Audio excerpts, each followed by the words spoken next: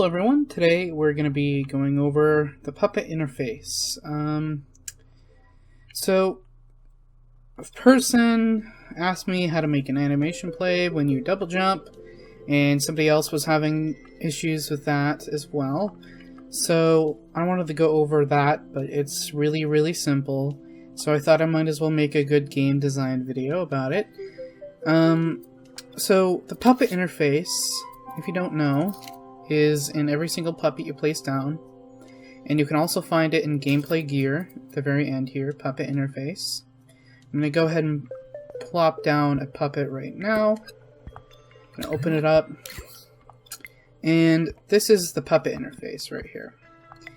And the puppet interface is basically a control chip that allows you to do everything that you'd expect the puppet to be able to do, and it also tells you when the puppet does something. For example, if I open it up right now with L1 and square, we can see on the first page it's all the inputs. So there's jumping, walking, turn to face, that's like for twin stick shooters, lean, that's with the gyroscope of your controller, it gives you the like making your puppet lean over. And then move, go forwards and go backwards is like for tank controls. And then on outputs, this actually outputs what the puppet is doing. And this is what the advanced puppet uses to actually play animations. So if we play, and I possess this puppet here, you notice that he's just standing still. And when we walk, he gets that, his arms tilted at a right angle. You can see that this is that pose, the right angle for his arms. And that is just activated by the running strength. So it's basically the same thing on this puppet. So if I play and go over to him, you can see that when we run, he gets that same right angle, but also when he jumps, he gets this nice pose going on. There's 3 keyframes active here, actually. So if I go ahead and scope into this guy and open up his logic, you can see there's a lot different structure than the basic one. Basically everything in here is in here, and this right here as well. So we got the basic sounds right here, and then we also get the same thing right here, just a little bit different. And follow behavior, level complete, we don't really need to focus on that for this tutorial, but under jump animation and run, you can see that when we are running, when our running strength is on, we turn on that running pose, and it also modifies the way your puppet moves. And it goes into a signal manipulator here, which basically just turns the signal on completely. And this keyframe just turns off this microchip. So basically, when you're running, you don't get the same jump animation. Only when you're walking or you're just staying still. You get jump ascent, jump peak, and jump descent. So you can see that it goes through that. And you can actually quick access these animations if we open up the puppet and you click on the quick edits here. So these animations are actually triggered by the puppet interface. It's not something directly part of the puppet like you think it would be because of the quick edit menu. You think this is, oh, this is magic. I mean, it kind of is, but I think if we delete this keyframe, for example, make a new one here. Let me actually hook it up to the puppet interface first. Should be right here. If we use this keyframe and we open up the puppet properties, and we can toggle this, I think, and then we stop recording, and then we click it again, it will activate this keyframe, even though there's nothing really connecting them. This keyframe is just data to turn this on right now, so that's how that works. So basically, all the animations and stuff are played through this puppet interface. So, if you want to play an animation when the character double jumps, for example, that's pretty easy. All you gotta do is, I'm just gonna extend this out a little bit so we get a little bit more room. And you don't even have to use the same puppet interface, so I can just completely extend it out. Get another puppet interface, and because this puppet interface is linked to this puppet, it's gonna have the same outputs as this one. So if I go ahead and open this up and go to output page 1, I believe. Jumped, double jumped, landing, predicted landing impact, fell out of scene, distance from ground, walking strength, running strength, on ground, left heel strike, right heel strike, and foot impact. So basically, what we want is this double jump output. We want to know when we double jump, so we can use this. And I'm going to go ahead and get a timeline out from our animate menu.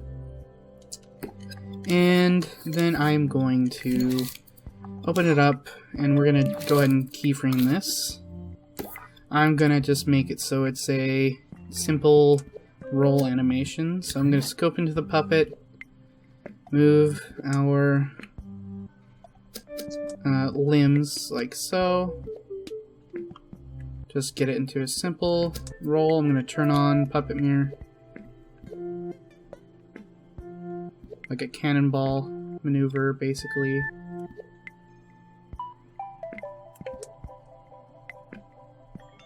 Try to do it as fast as possible.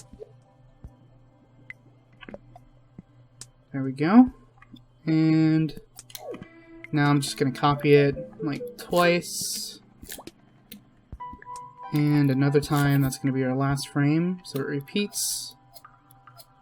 These 2 frames we really just need to focus on, and what I'm going to do is I'm going to just select our torso here, well, not torso, but pelvis, our legs, and our feet.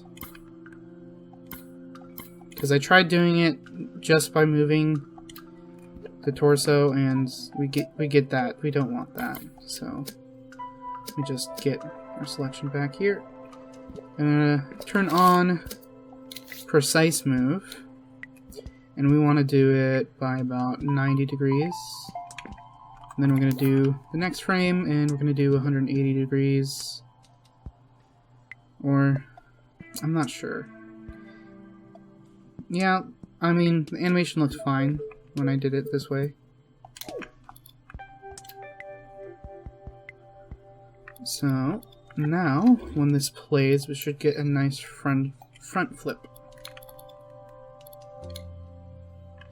And you can see that there's a little bit of lag, like it pauses on the frame. So if you want to get rid of that, we can go and select all the keyframes and turn off smoothing. And you think, oh no, that's going to make it look bad. But no, it's going to make it so the time is equidistant between all of them.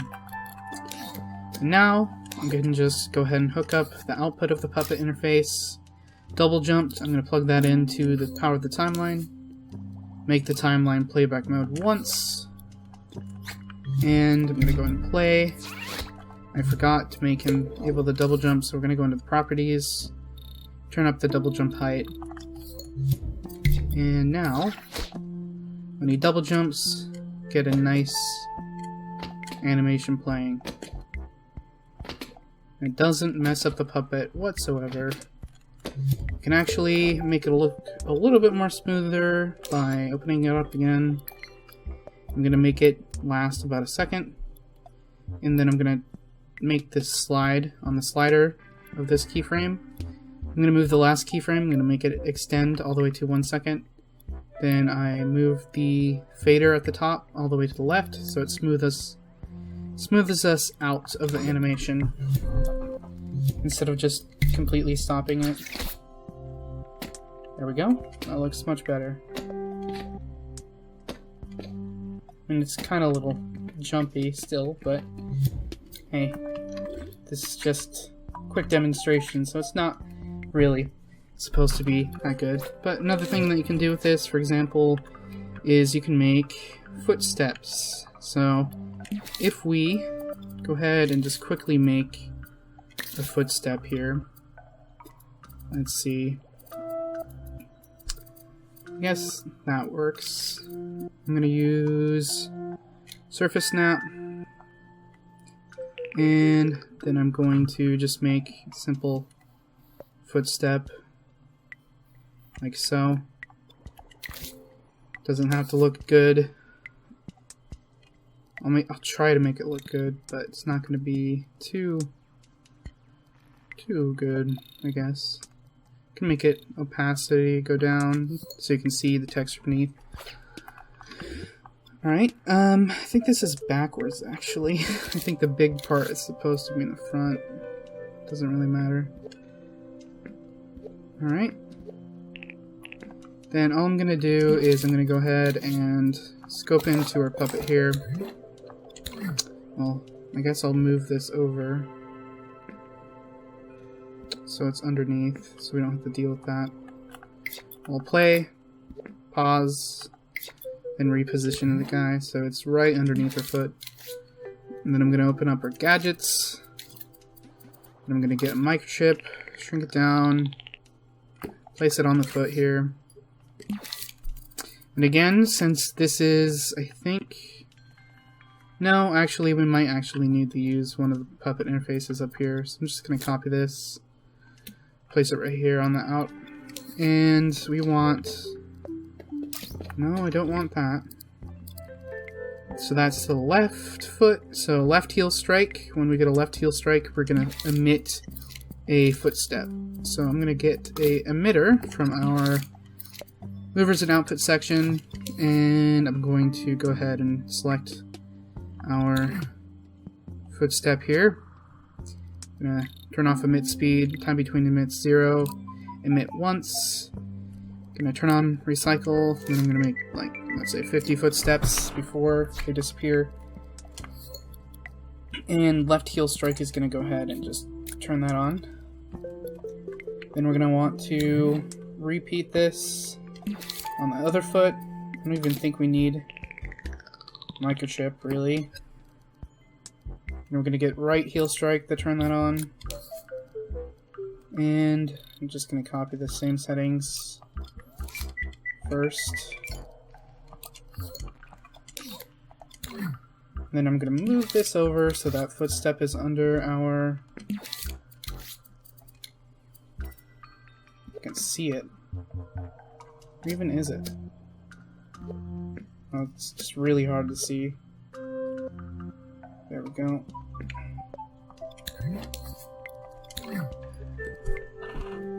Let's see if I can go ahead and get that. I can hide everything else with the hide tool. Then it should be easier to see. Yep. Just barely see it. There we go. Alright.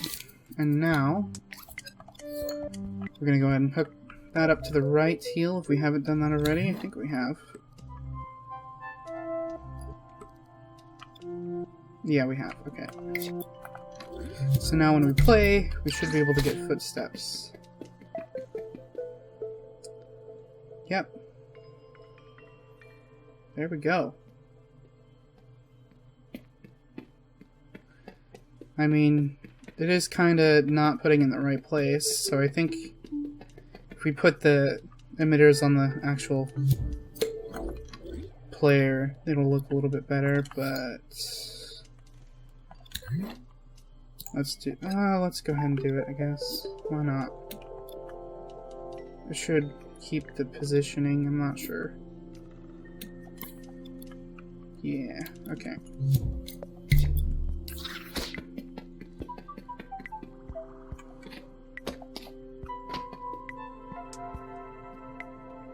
I'm not getting the left, actually. Oh god. Yeah, the left one is not working because I put it in a microchip, I think. Oh well.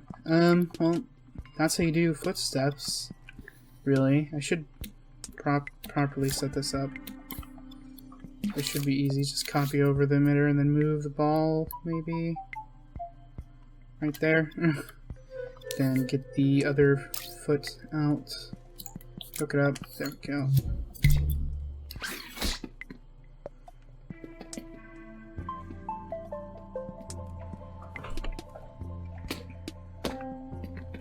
yeah, that's how you do footsteps with the puppet interface. Alright, now what else can we do with the puppet interface? Well, let's inspect it one more time. Let's see if I can get anything else in this video. Let's see, we got jumped. You could make a jet effect when the player jumps or something. Landing impact, you could make a sound effect, or you could, I don't know, make debris come out. Predicted landing impact, so for example, if you're falling and you know you're about to impact, it'll do this. Like maybe make you catch fire or something, like make you glow. In fact, it'll do that because it's really easy.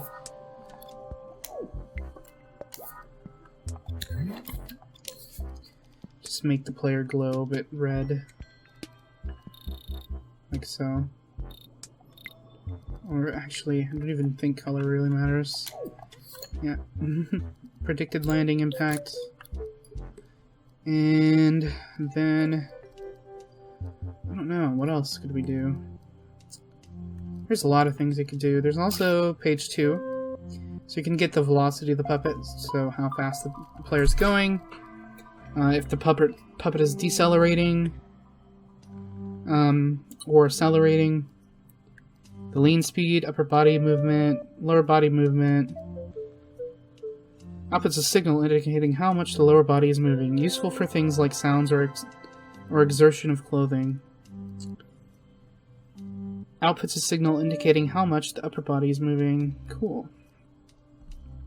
There's a lot of cool things in here. Sliding, so like ice skates or sliding down a hill or something like that. Kind of comes on a bit fast. That predicting thing does, at least. Let's make him double jump really high. Let's see how that works.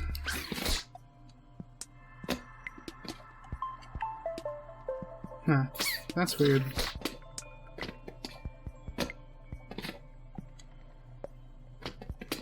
Predicting landing impact, but there's nothing below you. I guess that might be a bug, because that doesn't really make any sense.